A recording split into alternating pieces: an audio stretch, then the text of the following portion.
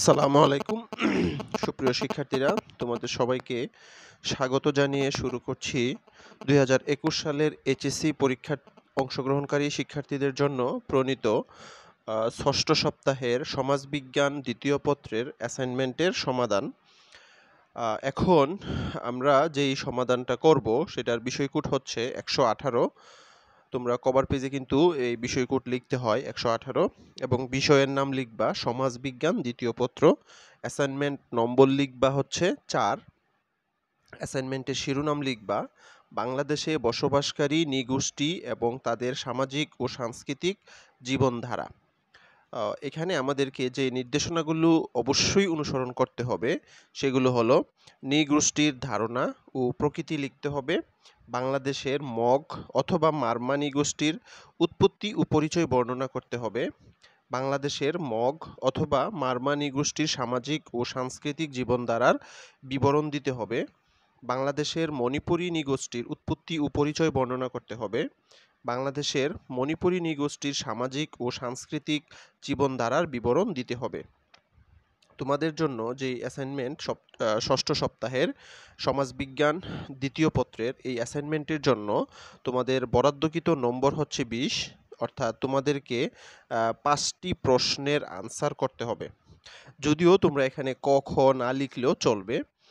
যেমন এখানে আমরা নির্দেশকগুলোর মধ্যে বলছে কি দেখো, নৃগোষ্ঠীর ধারণা ও প্রকৃতি, নৃগোষ্ঠীর ধারণা এবং বাংলাদেশের ৮টি নৃগোষ্ঠীর বসবাসরত অঞ্চল বা জেলার নাম যদি উপস্থাপন করা যায় বা করতে পারো তুমি এখানে ক প্রশ্নের জন্য আসলে ৪ নাম্বার পাবা।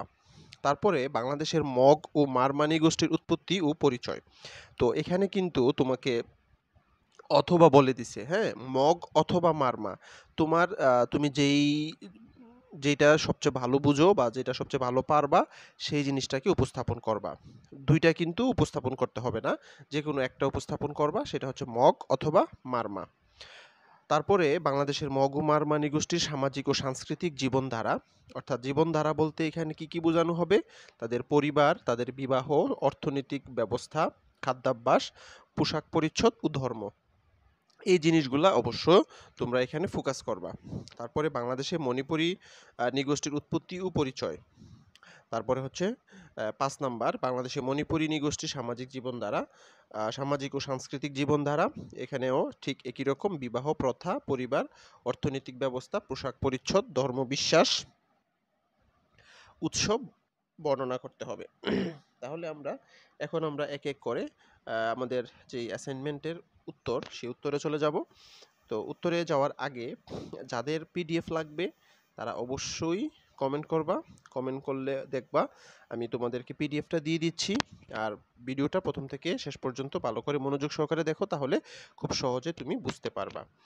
আর হচ্ছে কি, অবশ্যই চ্যানেলটা সাবস্ক্রাইব করে ফেলো, ঠিক আছে? সাবস্ক্রাইব করো এবং পাশে থাকা বেল আইকনটাকে অন করে দাও, যাতে করে পরবর্তী ভিডিওগুলোর নোটিফিকেশন সবার আগে তুমি পেয়ে যাও।